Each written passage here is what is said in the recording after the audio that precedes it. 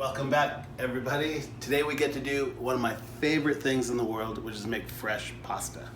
So you're gonna need a rolling pin, some flour.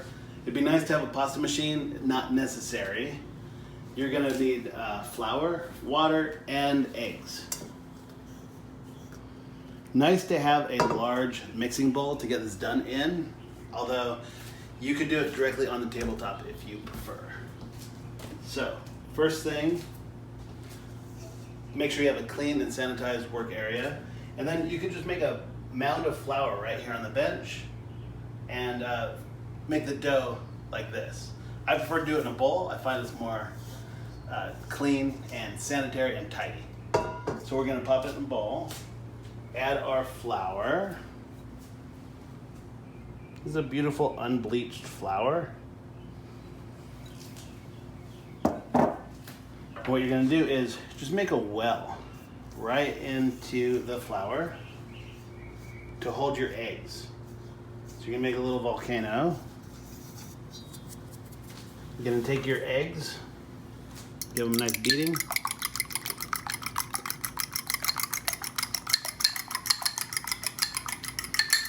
Deposit it right into that well that you created. So you have put your flour in a bowl. You've made a well in the flour and deposited your beaten eggs into the well. Now what we're gonna do is we're just gonna beat these eggs, and as we beat them, we're gonna pull a little of the flour in to the mixture.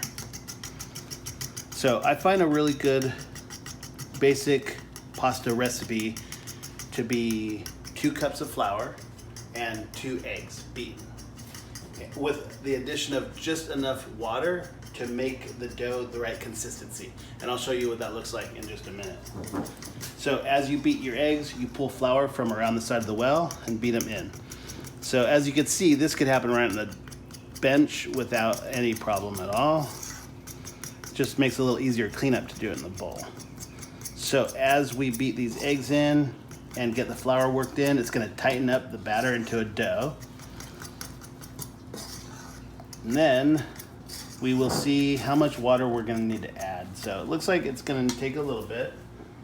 And the thing about adding water is you could always add a little more later, but you can't take it out once you put it in. So I would go easy and slow in the water and then add more as necessary. I'm just gonna continue to beat that egg mixture, pull in the flour as we go.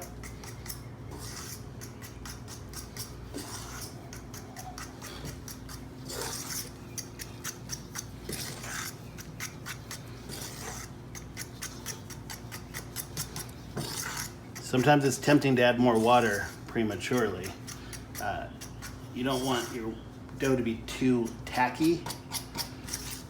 You don't want it to be too dry either. You want it to be just right in between.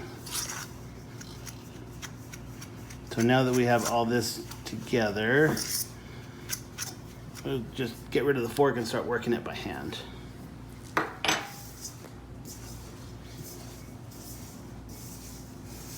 And just get this all put together here. It's gonna require a teeny bit more water.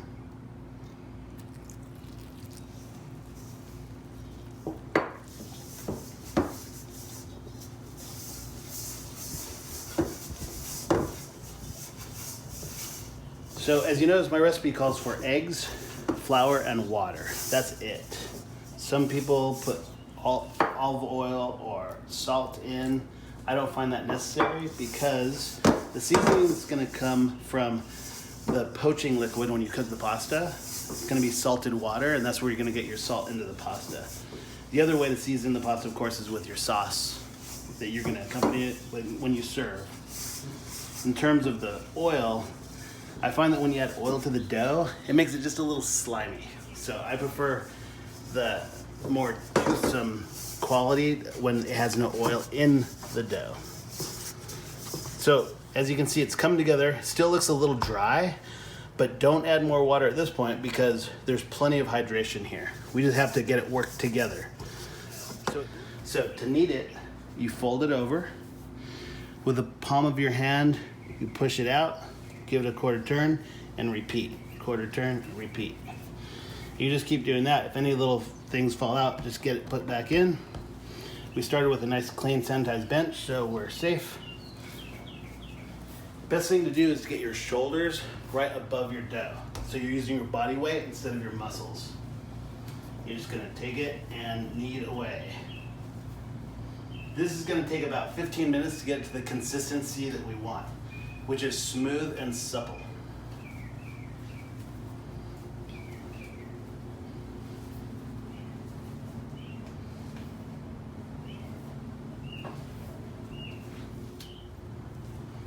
So we've kneaded for about 15 minutes. We want to get the dough where it's nice and supple and smooth. So this is where we are. You're gonna take it, pop it right onto a piece of plastic wrap, and you want to cover it tightly into a flat disc. The reason you want to flatten it is later we need to roll it out. So if you can get it down to a thin shape, it's going to help you later. So we're going to take that, wrap it, and we're going to refrigerate that for about 20 minutes. Reason we want to let it rest for 20 is because in the mixing process we've developed the glutens, and so that's what gives the dough the elastic quality. So if we try to roll it out right now, it's just gonna shrink back and fight us the whole time. We let it rest in the fridge, and then we can extend it out. That's what we're gonna do next. So our dough's had a chance to rest for 20 minutes, so it's nice and relaxed. Next thing we're gonna do is roll it out. It really helps to have a good flour. Today I'm using this Navajo Pride, which is new to me, but I really like it. I'm normally a King Arthur flour kind of a guy. I just think they make a really good solid product. And right now their bread flour and their AP flour is unavailable. So I went with this Navajo Pride, and turns out it's from New Mexico, where all my family's from. So it's kind of a fun little family heritage thing here. Next thing we're going to do is take our dough and roll it out. Now this one I know is just a little on the hydrated side. You want it to be perfect, like I said, but if you're gonna err on one side or the other, it should be a little too wet rather than a little too dry. A little too dry is gonna screw you up. A little too wet, we can just add more flour in. So what I'll do is I'll take a little bit of that flour, put it on the bench, so this won't be too sticky when I pull it out of the plastic wrap. I'm gonna take this little guy,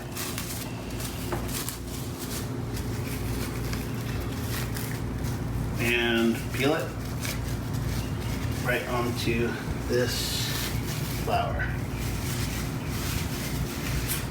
So we're going to take this, give it a nice little bit of flour on both sides so it doesn't stick, and we're just going to get it ready for the machine to roll this out. So we just need to, normally with dough you're going to start with your pin in the middle and roll up, in the middle, roll down. You could give the dough a turn, and then up, and then down, like that. So now it's ready for the machine, but before we proceed, you just want to take that plastic wrap that you've reserved to wrap up the dough anytime you're not using it. So otherwise it's going to dry out. So I'm going to take half of this dough and reserve the other half.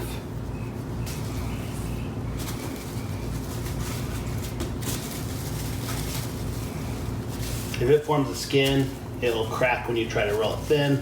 It'll be a mess. So we'll just take that and put it away. We'll work on this little guy right here. So we've reserved half the dough for later. That could go back in the fridge. You want to use it within 24 hours. Then this dough we're going to work on right now with the machine. We are going to set the machine up with the C-clamp in this little aperture right here. We're just going to connect that directly to the table. We have our machine. Rolling pins are furthest apart on the widest setting. And we're just going to start cranking this little guy through.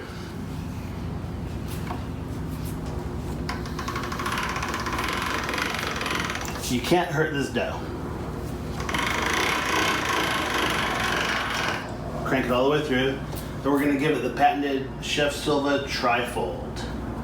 Just fold it in thirds, like that. And then we're gonna run it through again.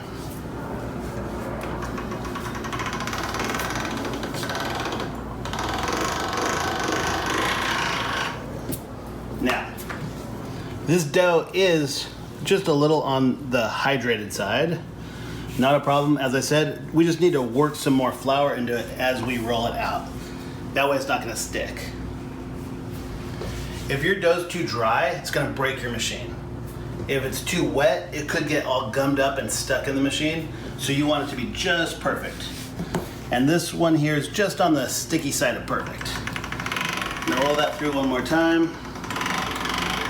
And from now on, each time we roll it, we're gonna take it one step tighter so the rolling pins come together.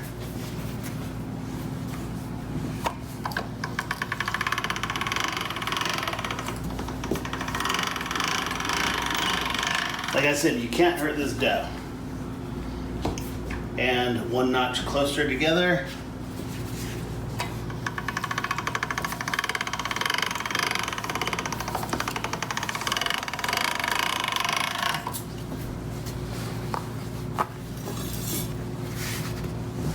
And again, to setting 3.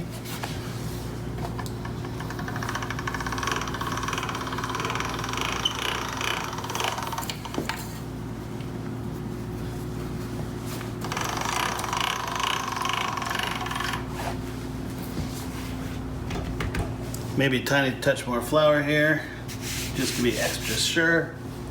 And we're gonna take it to level 4.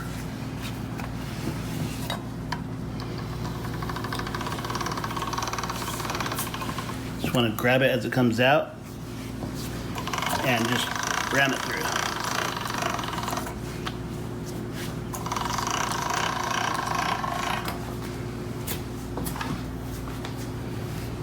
Dough's looking good. It's not sticky. We're going to make sure it remains that way and take it down another notch. So how thin do we want it? Depends on what kind of pasta you're making. If you're making ravioli, you want it extremely thin because ultimately you're gonna have two sides put together. So you don't want it too thick. Today we're gonna do fettuccine or tagliatelle, in which case we'll show you what it looks like when it's ready to cut. Next thing I'd like to show you is how to do the same thing with a pasta roller attachment for a KitchenAid machine. So this little screw comes out. I pop this open, and this sits right in here.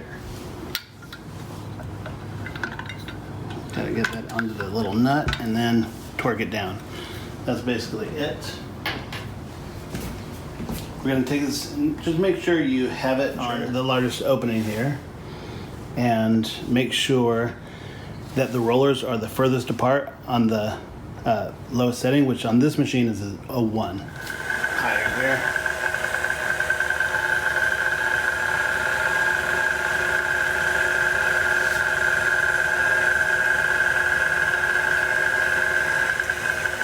And I'm just going to make sure this pasta has just a little bit of flour on it.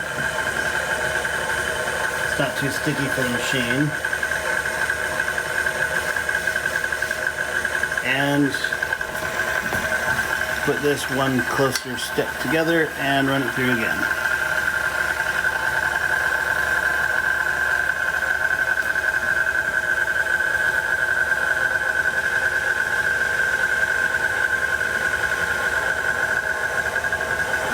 And then one step closer, run it through again.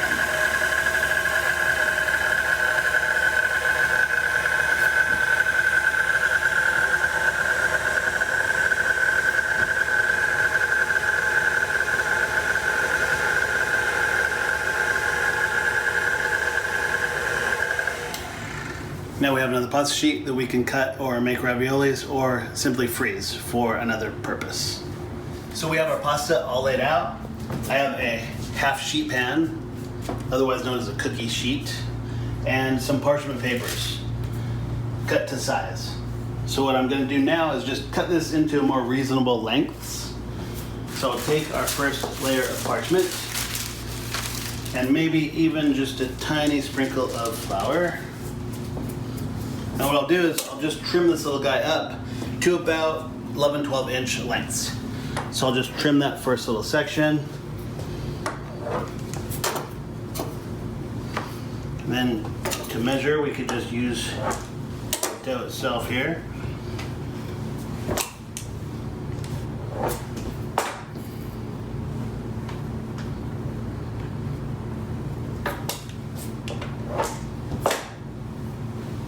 Set the scraps aside, and then what we'll do is we'll just lay out our little pasta doughs.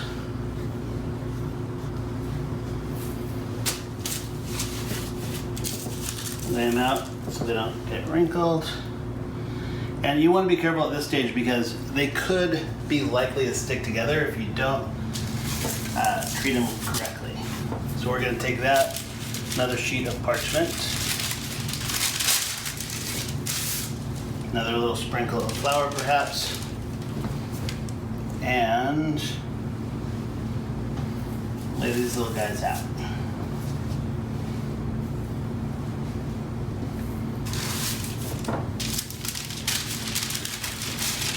So in a restaurant, you could take it to this stage right here and then freeze them.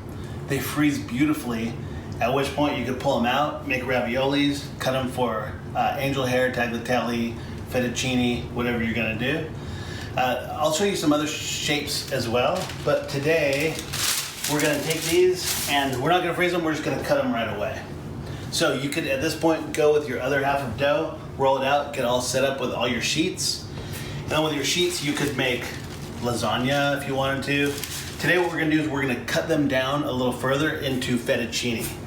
So here I have a attachment for this pasta machine. It just slides on right here. Each pasta machine is gonna be just a little different. Uses the same crank arm. And let's get that in there real quick. And then just cut the pasta to shape. So that's what we'll do at this point here. As I said before, it's really important to make sure that you keep the pasta covered when you're not working with it so it doesn't dry out. So at this point, we'll cut these little guys down to shape here. And big thing is you don't want them to stick. So even if you wanted to put a tiny bit more flour, and then we'll just cut those right through this machine.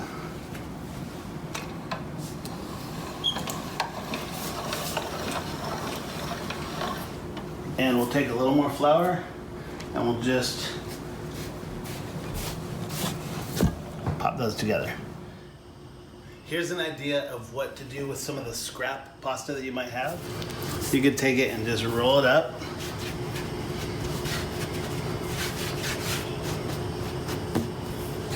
Cut it into little pieces.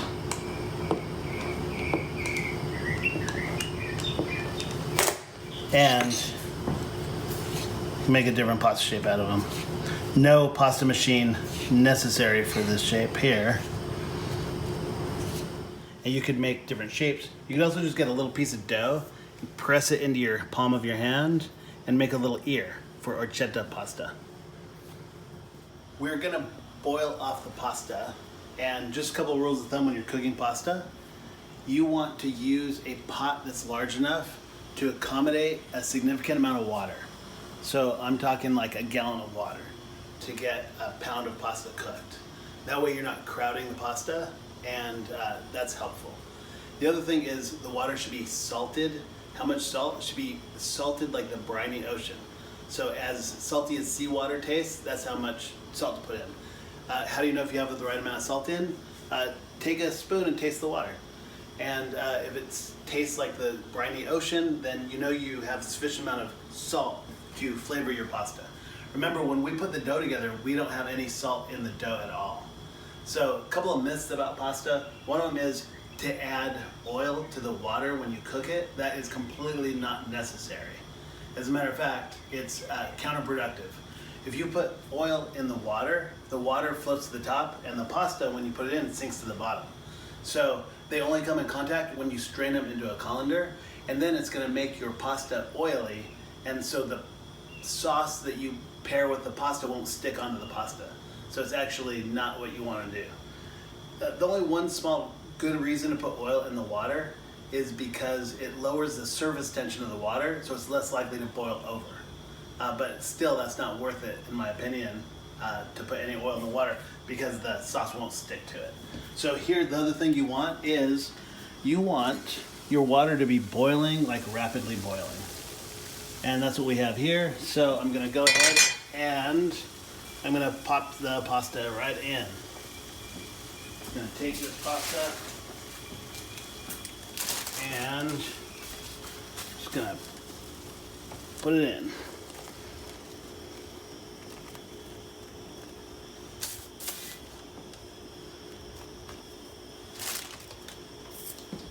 The reason you want your pasta to be rapidly boiling is because you want it to come back up to a boil immediately, as soon as possible. The other thing we're going to do is we're just going to gently stir this pasta, just so it doesn't stick together. So something like tongs or a wooden spoon, just kind of get in there and agitate them, make sure they are not wanting to stick together while they cook. So remember, this is fresh pasta. Fresh pasta cooks extremely quickly. It takes just about 2 minutes, 3 minutes. And you don't want to overcook your pasta. You don't want it to be mushy.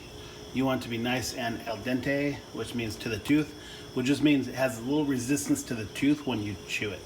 So perfectly cooked pasta is al dente.